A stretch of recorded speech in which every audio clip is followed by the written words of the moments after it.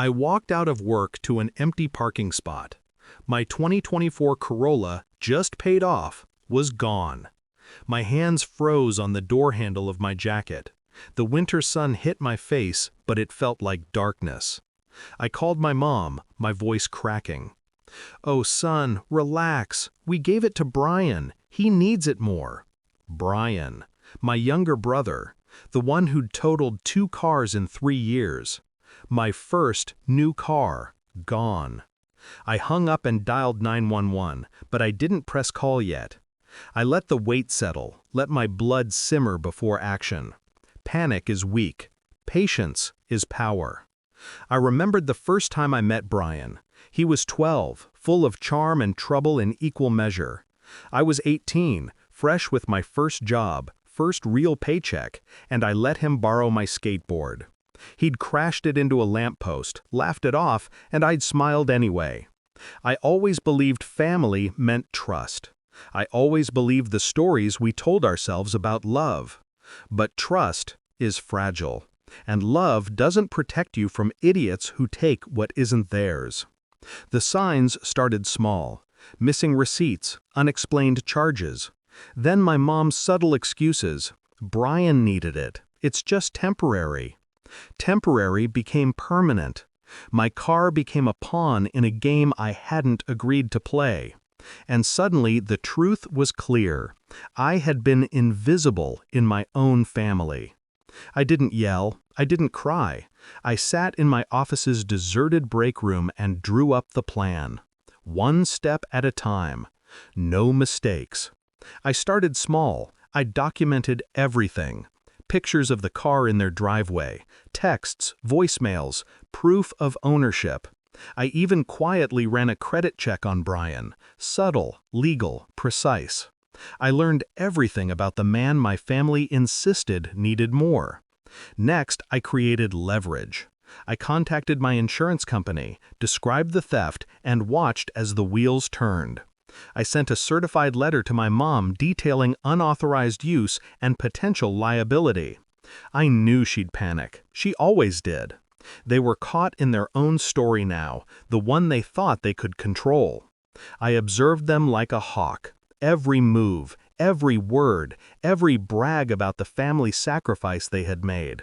I stayed calm.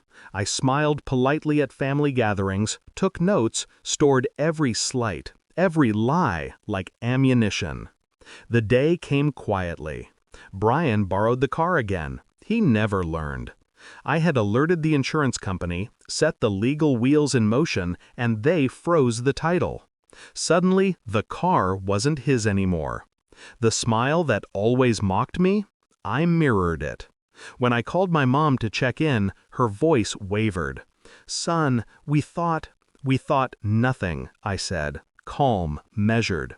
"The car is returned to me. You are both responsible for the damages it incurred under your use. You'll receive the settlement amount directly from insurance. I suggest you review the documentation I sent." Silence. Then stammering. Then shame. Bryan's face when he realized the Corolla was legally and completely mine again? Priceless. Not a word. Just the slow sinking horror of someone who thought life owed him, realizing it doesn't. I let him stew. I let my mom stew.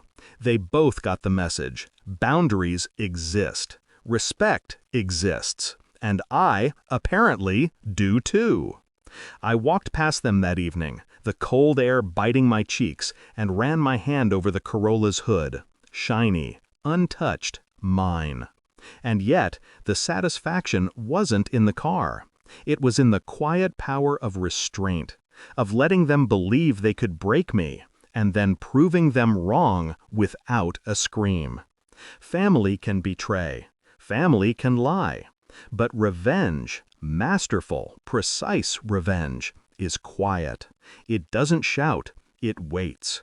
And when it lands perfectly. I started the engine, felt it purr beneath my hands, and for the first time in years, I felt untouchable. They had underestimated me. They had forgotten that I watched, that I remembered, and I finally had the upper hand. Bryan will never touch my things again. Mom will think twice before helping anyone with my life. And me? I get to drive away, calm, collected, victorious. Not with noise or chaos, but with the slow, beautiful satisfaction of a chess master who finally checkmates the king. And that Corolla? It's more than a car now. It's proof. Proof that I won. Proof that betrayal isn't fatal. It's fuel. And the engine hums. Steady, unstoppable.